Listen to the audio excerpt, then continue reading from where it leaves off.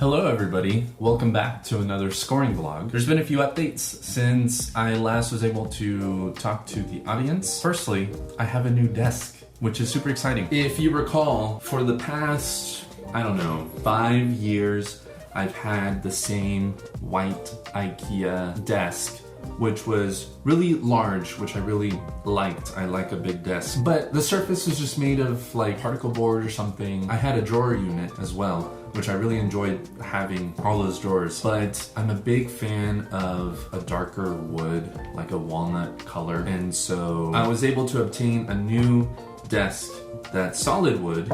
And I believe this is made of rubber wood, which is a cheaper type of wood, in a dark walnut stain, which I really love. I think it looks great. And I like the vibe. The all white was just a little bit too much, especially in a white room like this. So I like the contrast with the dark. Also, you may be wondering where my keyboard is. It's not to my right anymore where it was for the past 3-4 years or something. Check this out. Ta-da! So part of the reason I wanted a new desk was because I like having my 88 key weighted electric keyboard here. But the problem was that I didn't have a way to put it under the desk, and especially with the old desk, the drawer unit was right here, so it couldn't, even if it was the right height, couldn't fit underneath. And so for a while I had the keyboard in front of the desk, but whenever I didn't need to use the keyboard was so big that I would have to be like stretched out like this in order to do regular computer stuff, and it just didn't work out. So I put it to my side, which was fine, but being on the side meant that if I wanted to write or input music, I had to play something over here, reach over here, or like, play something two-handed, go boop, boop, boop, whatever I need, or I have my CC controller here. It just felt a little awkward moving my vision back and forth, and it just didn't feel natural. So what I did was I got a keyboard stand that firstly was the minimum height that could fit comfortably under a desk. And secondly, I wanted it on wheels. I didn't think that the route of putting the keyboard on a pull-out tray was the way to go, because this keyboard is so large and heavy. I feel like it might be a little too flimsy on a tray and might move around a lot. So I didn't want to do that. So I found a keyboard stand on Amazon that gets pretty short. It goes long enough to be able to hold this decently, and it actually is more stable than the keyboard stand that this came with. Now this desk is also a sit-stand desk. If I feel like I've been sitting for too long, I can just do this.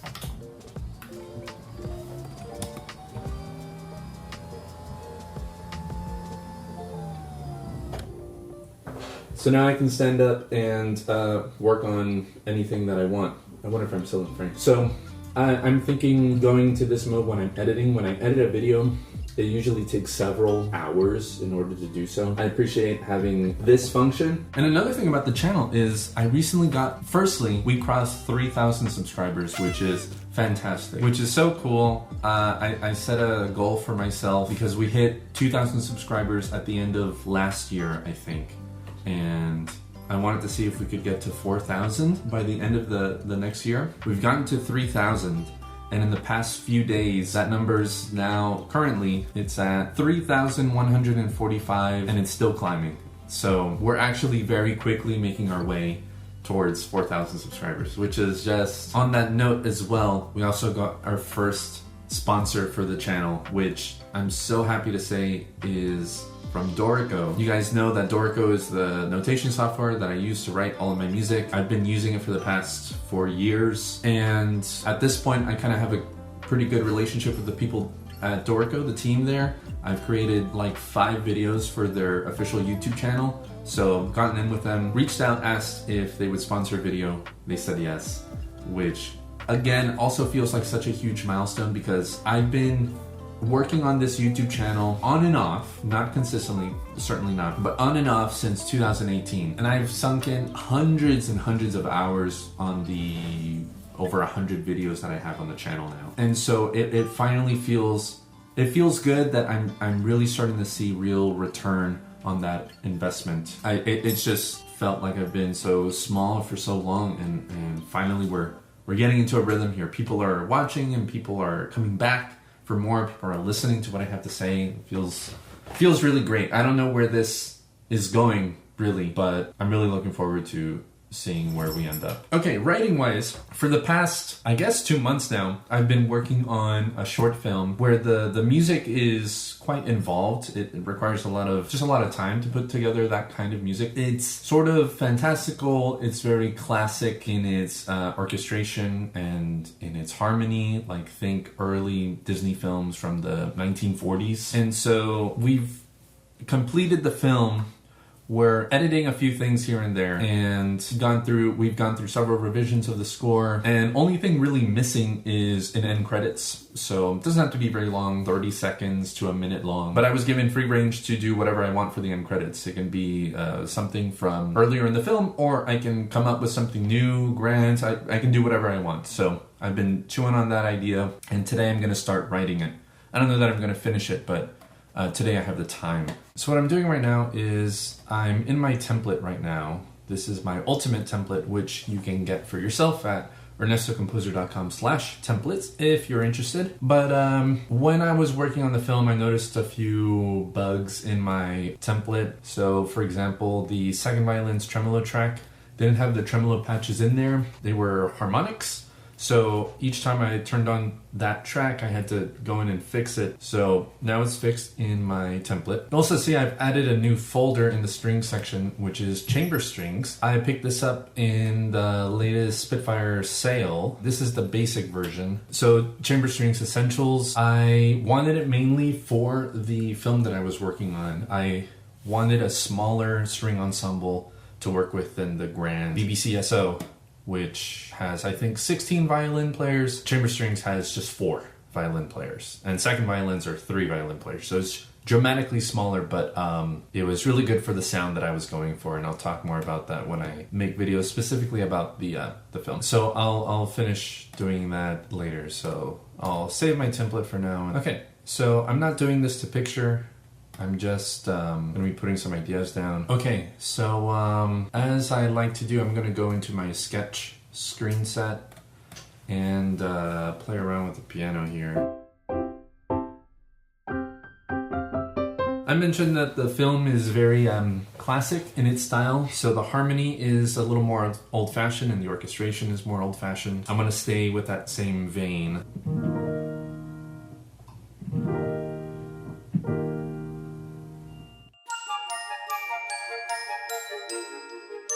Alright, so my camera died yesterday, but now it's the next day. I'm gonna come back to try and write this. I was mulling it over the past 24 hours or so. I think I want to go in a different direction with the music. So let's launch the project back up and let's see if we can come up with something decent. Okay, so here's my idea. Instead of going with a lighter sort of thing that I was thinking of doing, how about something grand? There's a theme earlier on in the film that both me and the director really like. We didn't come onto it until later into the process, so it's not a main theme that's throughout the entire thing, but maybe I can flesh that theme out a little bit. So let's start with something like a good old timpani roll.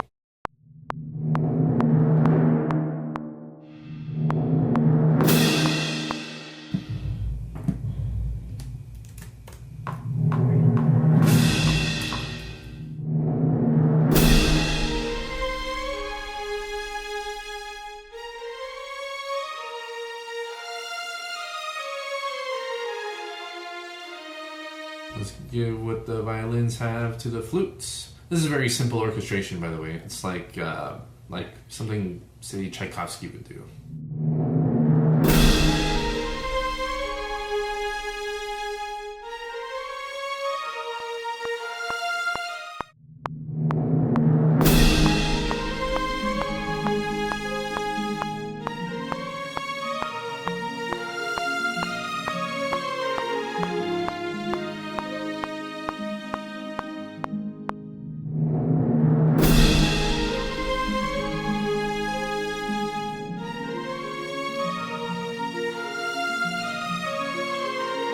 Here's what I'm going to try. I'm going to add some of these notes to the cellos. Not all the notes, but maybe some of the ones at the beginning. One only two, yeah. One only two, one only two.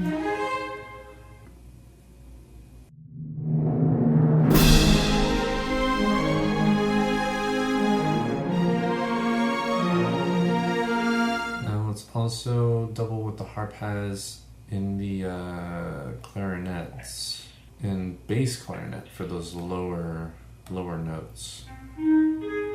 So similar to the cello, I'm going to get rid of the higher parts of it. So I'm just going to give 1 lully, 4 lully to the bass clarinet, and then the clarinets will have the opposite.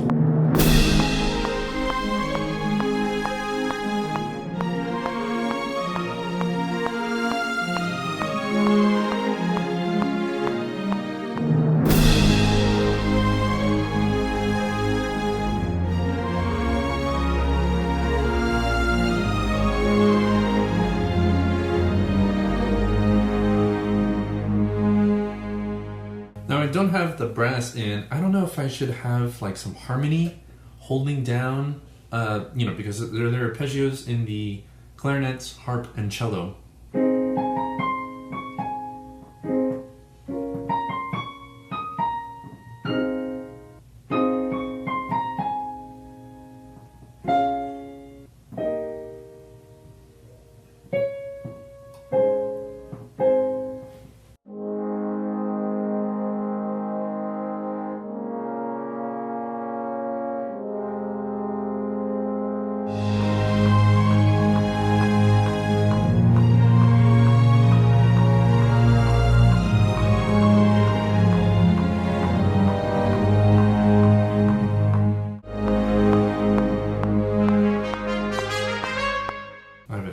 So going into this theme, and then we're going to go back into the main theme in a majestic way, stick there for a few seconds, and then in an old-fashioned way find our way to give us this sort of rousing finale.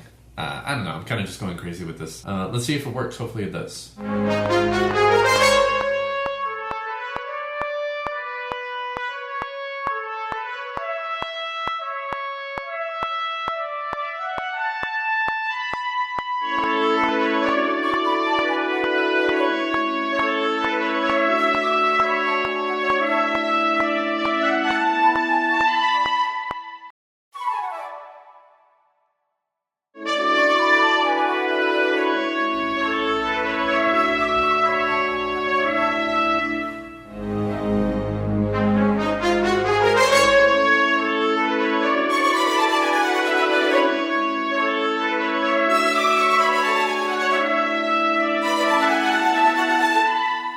Okay, so right now we're heading to a movie. We're gonna see Beetlejuice. So I have to shut this down and hopefully I can work on this later. So let's go to the movies.